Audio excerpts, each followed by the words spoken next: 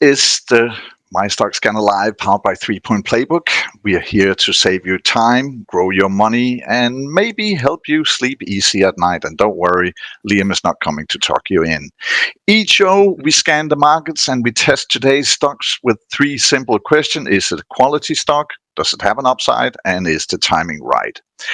And does it work? That's a good question. Well, if you're looking at the 3-Point Playbook portfolio, it's up by 32.45% on the year to date. And the guys in the engine room for that and the show of that Ferrari, that's Liam Flavel and Hans Henrik Nielsen. I am the third wheel and I get to ask questions of those 2 gents, and they're ready to answer. On the show today, we will be talking Ferrari, we'll be talking gold and silver, Bang & Olufsen, Taiwan Semiconductor, and in our Friday feature called Face Off, we pit Tryg and ALM Brand against one another in Face Off. So fasten your seatbelts. First up is number of the day. It's a day that's related to a day. It's minus 1.3. You can think about it all you want. We'll give you the answer at the end. And we have a birthday. I'm not going to take up a Danish flag because that would be kind of weird, because we are celebrating the bull market. It's turning 3 years old today. And just like any other 3-year-old, they throw their tantrums, they soil their pants, and they throw things around. Guys, is it worth celebrating? And what's the expectations here? It's a weird bull market, let me just say that. And it's fairly thin in that regard, that a lot of the time has become a bit better, but a lot of the time there have been 7, 8, 10 stocks that were running the bull market. So a weird bull market. And Liam, you will advocate that a bull market runs for 5 years because that's what bull markets do. It's the average. It doesn't necessarily mean that that's the 5 years. Yeah, we've got 2 years left, and then that's it. The average gain is somewhere around 90-100%, something like that. No, about 170%, isn't it? Sorry, and we're about 90% in at the moment. But the closest crash to where we are now is probably the .com boom and bust. That only went up 100% over a few years. So yeah, no one knows what's going to happen, but stage the AI bubble is probably going to burst. And I can do that because, of course, you guys are the guys with the answers. So I can say sometimes when I look at the market and you guys talk about it, you almost talk about it like it's a person. But we've got to remember that we are the market, all of us. We are the one that control the market or don't control the market. Isn't that so? Definitely. The market is a weird beast, to be honest. And when people are asking, are we beating the market? Our question is always, what is the market? Because it's some sort of random mixture of stocks that someone have decided to put together with a random weighting, I would almost say. Yes, it is a weird thing. And you should never get this to be personal. It's not a person. It's not a thing. It's just numbers. And it's impossible to predict. And definitely. I'm not going to give you a peace prize if you can answer this, because we're going to look into earnings next week. And earnings season starts on Tuesday. We have some of the heavy guys. We got JP Morgan, Johnson & Johnson, Wells Fargo, Goldman Sachs, BlackRock, and so forth. And we get to ASML, Bank of America, Morgan Stanley, and then TSM is coming on Thursday. And we're going to look at that in a second. Friday, smaller one, but still important one, American Express, Bloomberg, and a lot of others.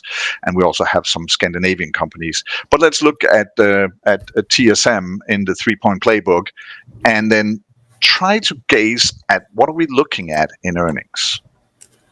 Just 1 second. Well, they came out with some numbers yesterday, didn't they, that said their sales are up about 30%, something like that. They've confirmed this year's guidance and probably gone a bit above that. So it was a very, very good, very strong report that we got yesterday. So it was an early report. The actual official announcement of the earnings in the US is next week. But we get a sneak peek with TSM, which is always interesting. And when you bring it up like Hans Henrik does right now, and I'm glad I'm not colorblind, I just see a lot of green, basically. The thing here is we should look at that in just a few years. They have basically quadrupled their the revenue, looking at their earnings per share growth, meaning how much is making altogether. There was a single bad year in 23 where they went a bit down, but they are just growing like crazy. And that is the picture we have from the AI chip craze that is going on right now. But we're also getting into that territory where, again, now we talked about the market as a 3-year-old for a second ago. And the thing is that TSM, they shouldn't be off a lot when they give numbers until, well, then we're off to the races, basically. Yeah, it's going to be an interesting one when they do start, announcing. Oh, it's not quite as good. The market, as we've said so many times in this year, the market is priced for perfection, and TSM, Nvidia, companies like that are at the peak of that as well. So any hint of a downturn, then the TSM could be in trouble. We went into it in our portfolio, the 3-point playbook portfolio, on the 25th of April, and we're currently up 82.5%. So, we're feeling quite smug about it at the moment. Well, we should say that stocks like Taiwan Semiconductors and Nvidia, they're actually not that expensively priced on their PE ratio. They are something like 32, 34-ish, which is not an insane pricing considering they are in the lead of an entire, bubble or hype or whatever you would call it. But also, when we look at what comes out next week, now we had some guidance numbers for Jyske Bank today, and they're up by 4%. When I look to the market right now, Danish market's up 0.25 or 0.24. We're looking at a lot of banks, heavy financially thing for next week. Do we expect some sort of similarities? I know you can't compare Jyske Bank to Wells Fargo or Bank of America for that matter, but still. Well, the thing with banks and insurance companies is that they are often benefiting from high interest rates. So the fact that interest rates are still fairly high in society will help them. The question is, are they starting to lowering their guidance because they know interest rates will drop a bit, or are they actually starting to mention some of the recession-like reports that is coming from? We know that in the United States, out of 50 states, there are 32 right now in recession territory. So it will start to hurt at some point, but maybe not in this earnings report. And as said, we're calling it earnings season because this sort of sets off I won't say a roller coaster because that indicates that it's going to go up and down, but it might. But it's an avalanche of numbers that we're going to receive over the next coming weeks. This is sort of a solid start. There's not too many from the AI bubble in it.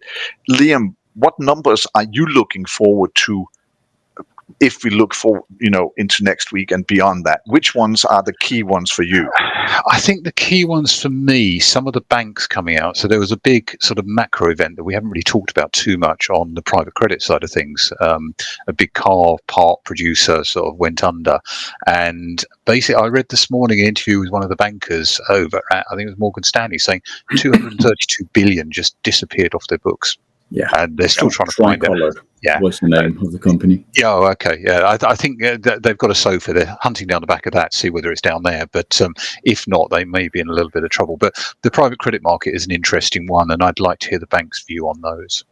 We get a little light on that next week, and don't worry about it. We will be all over it Monday, Wednesday, and Friday when Wow Shows is rolling at noon those days. And of course, we will be there in articles on MyStockScanner. And well, of course, you will get to see it as a member in the 3-point playbook if any changes is going to happen. And Henrik, I was looking at gold and silver yesterday, and Royal Gold, which is in the playbook, we're down 6% yesterday, but I can't really see that dive today. What's going on? Yeah, there was a big thing going on in the metals yesterday. This is our position in Royal Gold. We have that on right now and are nicely in profit. What happened yesterday, and I'm a bit puzzled about it, because what we can see here, if I just remove these colors, is that the price went up 4% in, for instance, silver yesterday. Then it went negative and it went up again. Today, it's basically doing the same, going up, being pressured down. Something is happening in the metals right now. I'm not completely sure what it is. But they could be profit taking. A lot of people are talking about $50 in silver, $4,000 in gold. Is that the ceiling we will hit? It's impossible to say. We are making some good profit both on the metals itself, and we have the Barrick Mining and Royal Gold in the portfolio as well. Liam, when Hans Henrik mentioned these equal numbers, those nice round numbers, it almost rings a bell to what Trump says when he says tariffs. They're always round and fine. But if we're talking $50 on the silver and we're talking $4,000 at gold, does that have some sort of feeling to it that people sort of kind of go, no, I'm not going to go higher than that? Like we were talking about at the beginning, the market is a lot of individual opinions going in there, but a lot of that is psychological opinions as well. So 4,000 is a nice round number that everyone can look at and say, yeah, that's our target. People don't look at it and say, I'm going to go for $4,248.56. Well, you hit my number now. Yeah, well, maybe we'll get there, but yeah. So they're psychological numbers, but they're still important. It's a bit like the moving averages you can see on the page there. They're psychological crutches that people use to bounce off of.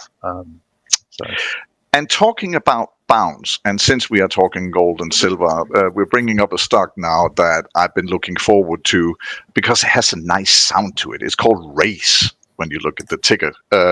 It's Ferrari. And did they crash yesterday? I think so. What happened to Ferrari? It was definitely not a Formula One race, but it was a race to the wall, 15.5% down on the Italian market. Yeah. Ferrari, as with all the other car manufacturers, have been aiming for getting a lot of EVs, electrical cars out there. And they disappointed somewhat on that. That is not going quite as well. We were talking about this morning. Are you really going for a Ferrari, just saying zzz, or do you want some more power behind it? I'm not sure. Maybe our next candidate here today can have a bit more, can put some sound into them. But it's just that they dropped on this, and we were actually looking at it and thinking that might be a reason to start looking at a Ferrari at some point as a potential buy. We are not completely there yet. We want to see a bit more drop in it, but as the regular viewers know, then we are looking at our value chart here, and if it drops down in what we call the cheap zone here, it means that there's a lot of upside. What we need to make sure is that the drop yesterday is not because something is structurally changed, because then it can be a bit of a fool's game to enter now. I just want to stress that when we're talking Ferrari, it's a stock. It's not that we're going to buy a Ferrari, each one of us. I can't fit another one in my garage, actually. No, I can't. Yeah, that's it. I have too many red.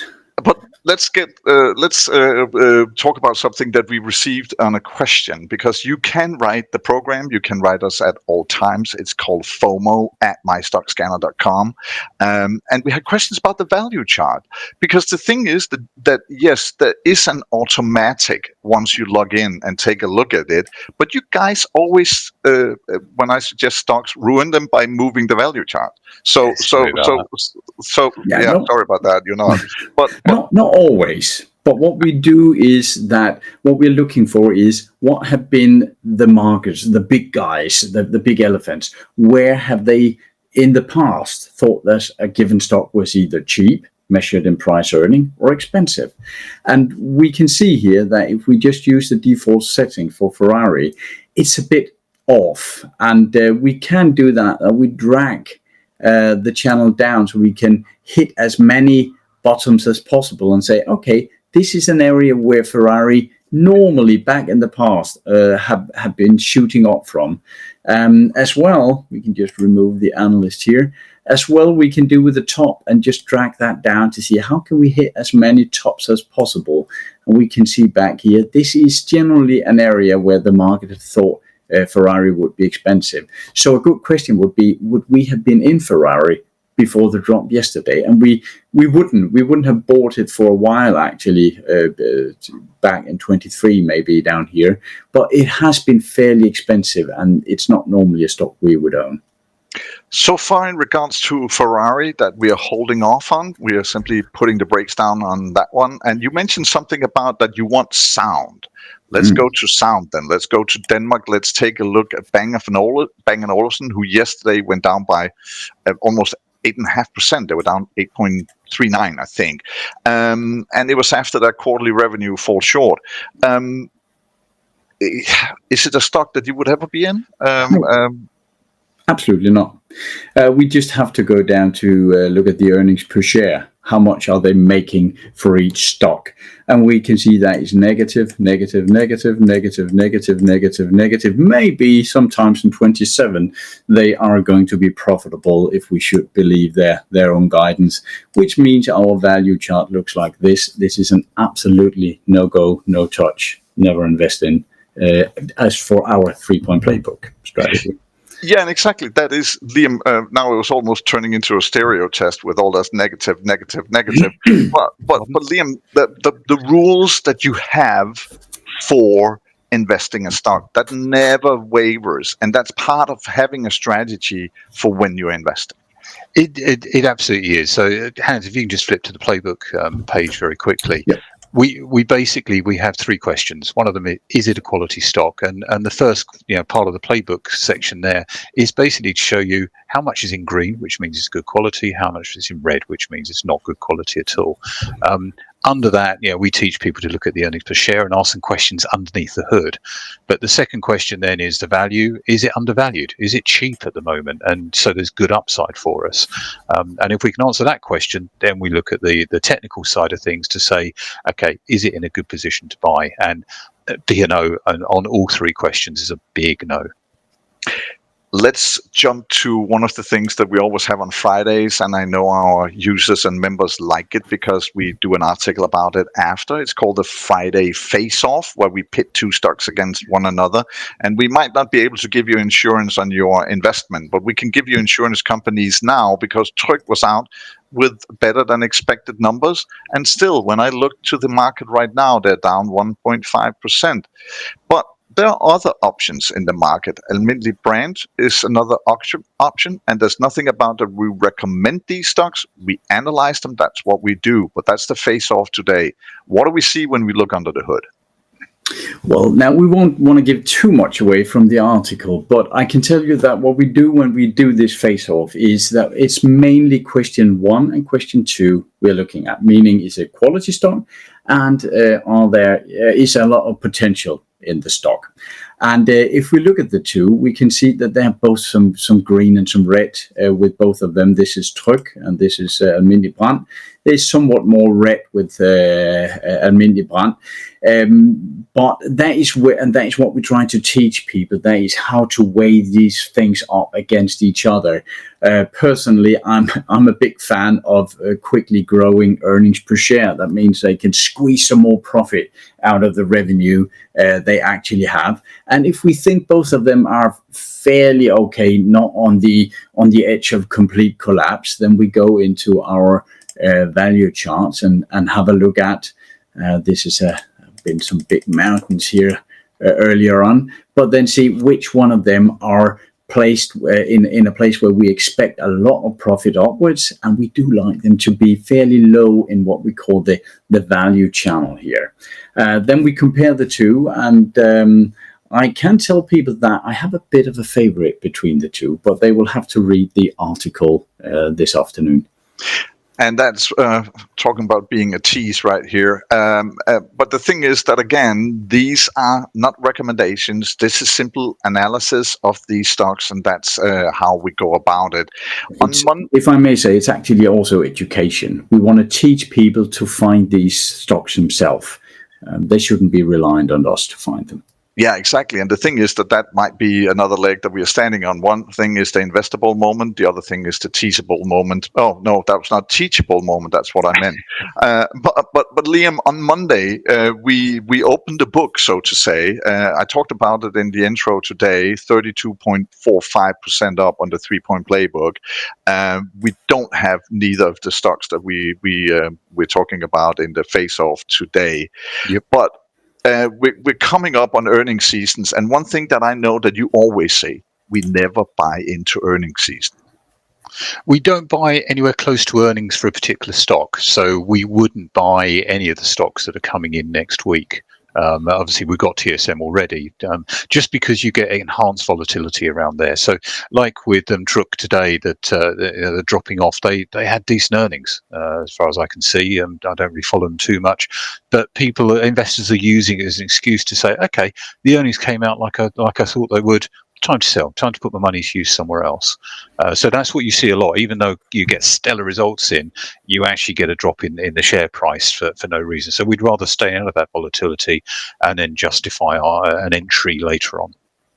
That's the Monday thing. That's the 3-point playbook. And I know that we are explaining these things because we are a new show. This is, what is this, our 5th show or something like that? So we're still early goings here. And on Wednesdays, we have the watch list where we're looking sort of into what the searches are from our members. There is an article up on our site where you get to see what Scandinavian things we are looking at.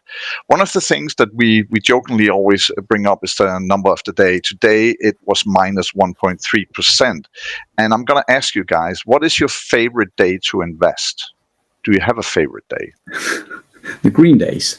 Yeah, I get it. But is there a day where you kind of feel, oh, it's better today? I'll stay out on Mondays. I very rarely invest on Saturdays or Sundays. Oh, so that's about it. Yeah. However, we are always a bit irritated Saturdays and Sunday. We are awaiting Monday, like all other investors, I think. Yeah, but then on Mondays, people, they don't invest, and they shouldn't. According to numbers, these are the best investment days seen over 23 years, from 2000 to 2023. Mondays came out on average 0.2% down. Tuesdays was a plus of 4%. Wednesdays, a plus of 0.8. Thursdays, plus 1.8. And Fridays, today's number, minus 1.3. Not a good day to invest, according to... We should take some days off, it seems. But no. Well, I know both of you have done that. You had Monday off. Come on. Yeah. But you came back strong with a webinar about nuclear, Hans Henrik. You did that on Wednesday. It's available. You can go and see it. And yesterday you did a stock of the day that is not nuclear, but it was related in that sense, quantum service. Yes. Can you give just a little bit of a peek, and then people can go explore themselves? Well, what we did with the webinar was that we were looking at both the miners, meaning the ones that were mining uranium, for instance. We were looking at people building the facilities, the nuclear facilities, power plants. But Quanta Services here, PWR on the New York Stock Exchange, they are you could say a servicing company, not only for nucleus, but for gas, electricity, all sorts of stuff. And they are the ones that maintain plants and come and clean up if stuff leaks out, or so they are more the maintenance guy around it. And we often see that we see it with windmills, the Vestas. One of their most well-earning services is actually the maintenance service around the windmills. So we often see that service companies like these can be fairly well-earning. And Quanta here, as we can see, it is high quality. The valuation is a bit neutral, so it's not the exact right time to go in right now, even though it says strong timing, but it is a bit expensive. Again, articles and in-depths are to be found on our pages, also on Facebook, but mainly on our homepage, MyStockScanner.com. Go there, have the read, see the thing, and maybe re-see the webinar on nuclear that Hans Henrik did. And do you have questions for us? Please don't hold back. FOMO@MyStockScanner.com. We're always up to receive your questions and try to answer them either on the program or in other forums. And that's it, guys, for today's MyStockScanner Live. Remember, investing doesn't have to be complicated. There's just 3 questions, and you just have to answer them before every decision. Is it a quality? Does it have an upside? Is the timing right? We're going to save you time, make smarter choices, and maybe sleep with ease with MyStockScanner.com. You guys have a great weekend. Remember, Hans Henrik has a weekend wrap sometimes over the weekend, but see you on Monday for sure. Take care, guys. Absolutely. Bye.